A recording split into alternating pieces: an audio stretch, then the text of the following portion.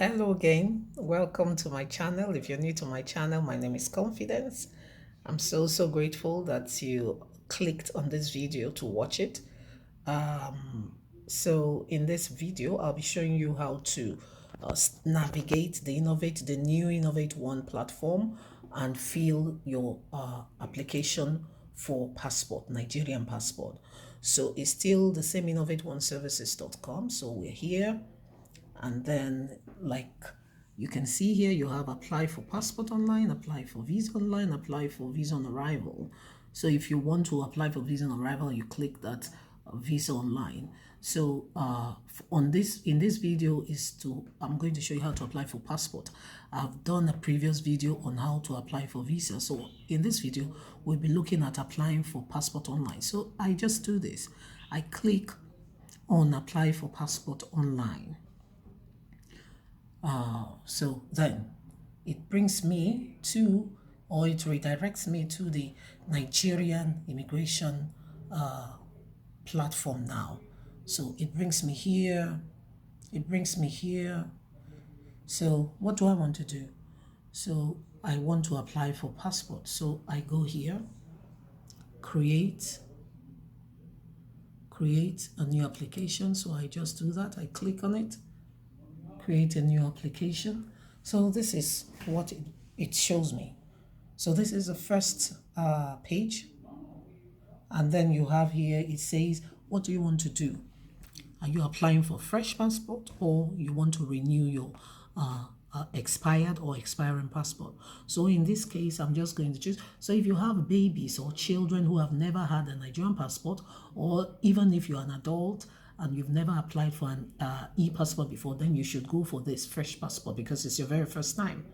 But in my case, I have an old Nigerian passport that is expiring or expired soon or expired already. So I click on renew passport or reissue. All right. So then it's asking me for the passport type. Of course, it's standard passport. Okay. Then it gives me here option. You see, it says, is it expired? Are the pages exhausted? Are they lost? Are they damaged? So this is the difference now in this new platform. You can see in this new updated platform is different. Formerly, you wouldn't find all of this. So okay, so I say this expired. So I say it's expired, and then it's asking me for passport number. So I do like this, for example.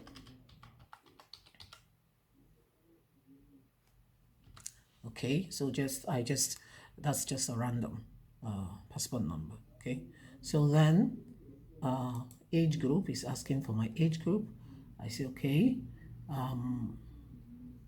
let's say 80 to 60, adult. All right, so it's asking me for the processing country. Of course, again, I choose Sweden.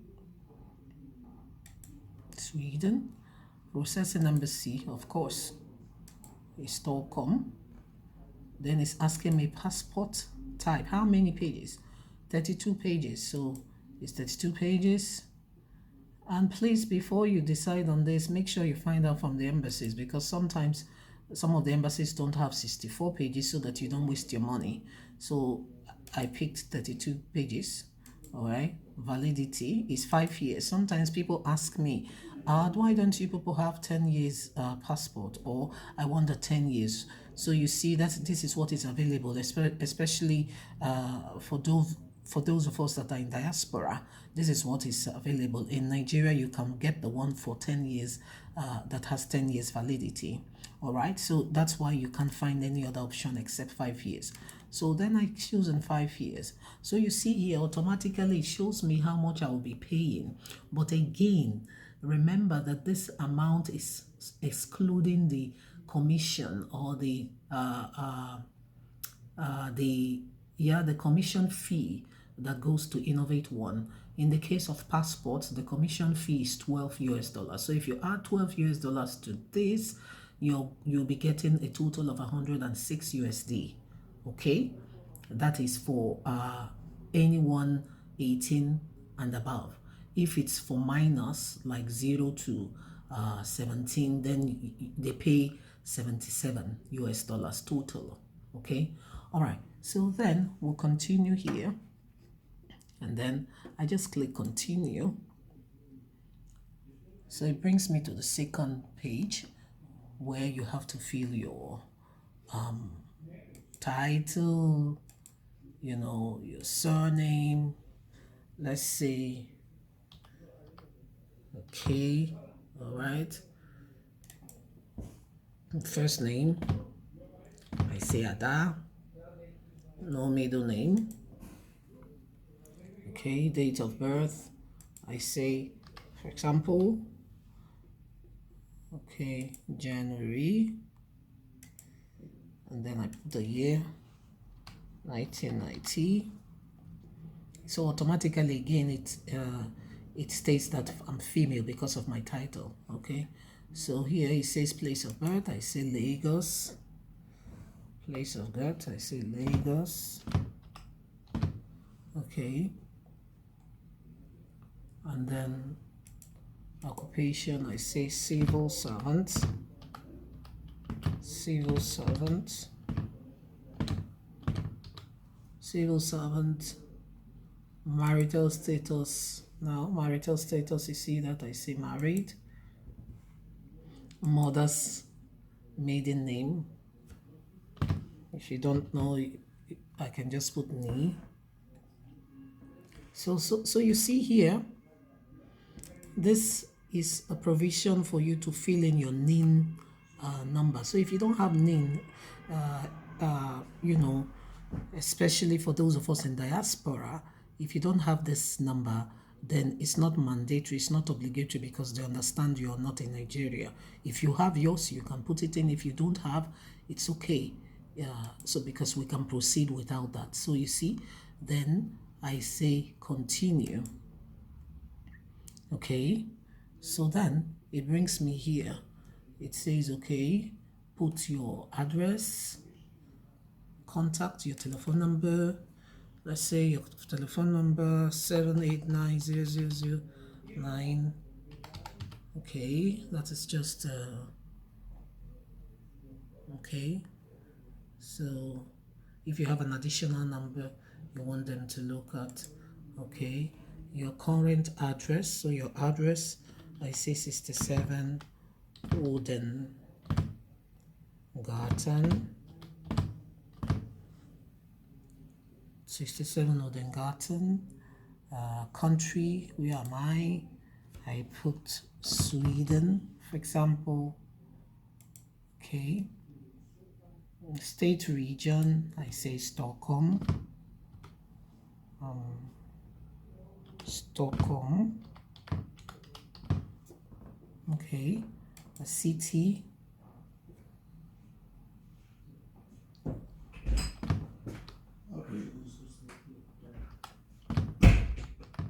Stockholm.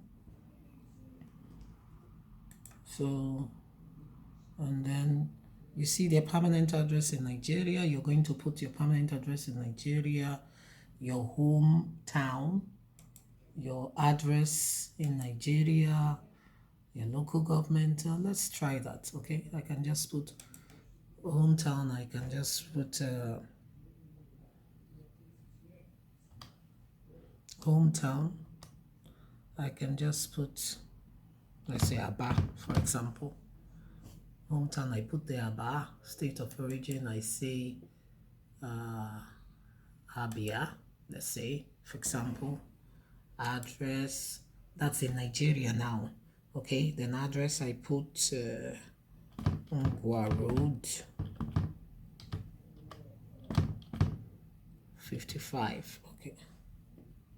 Okay, that's 55 Ngwa Road, for example, in Aba.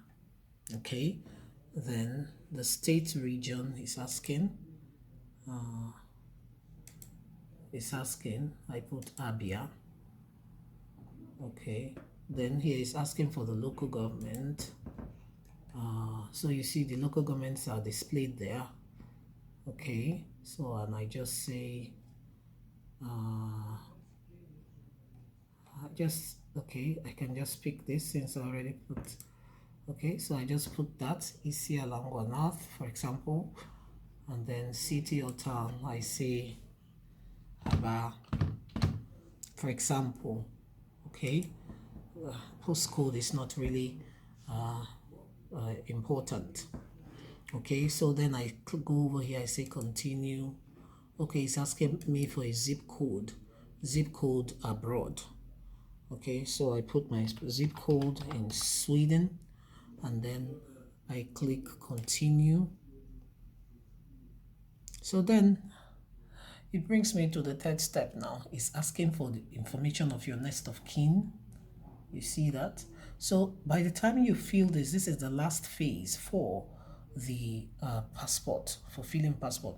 So you see next of kin information, your relationship with the next of kin. So you can say your sister's name and you put your relationship. If you see relationship, you see that brother, daughter, father, friend, and so on and so forth. And then you put your address in Nigeria, your next of kin's address, and then a whole lot more. So by the time you're done, you can click continue. So it's the same thing. You click continue, and then it will take you to the place where you're going to make the payment. Okay, and you see here you also see this dashboard. If you want to go back to the dashboard, you click here to find an application. You click here, guarantors form. For those of you that are over 18 and you're applying for fresh passport, you need this guarantor, so you just click there.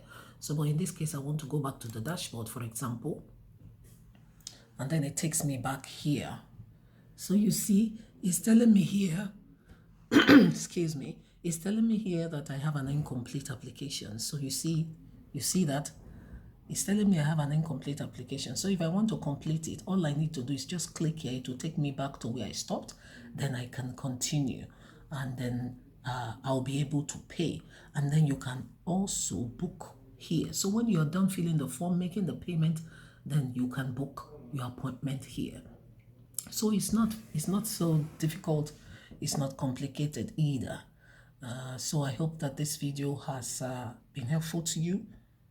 Thank you so much for watching. I'll see you in my next video. Bye-bye.